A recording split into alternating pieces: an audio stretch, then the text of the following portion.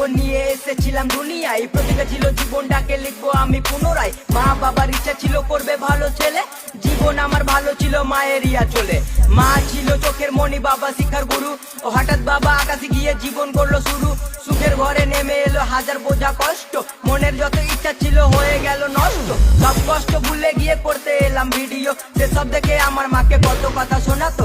অনাহারে দিন কেটেছে নাই কেউ খোঁজ, আত্মীয় স্বজন সবার কাছে হলাম বড় বোঝ। কষ্টের সময় এই দুনিয়ায় আপন কেউ নাই, এখন তারাই আপন হয়ে কাছে আসতে চায়। তুই খুঁজবি রে যেদিন, তুই কাঁদবি রে সেদিন। তুই খুঁজবি রে যেদিন,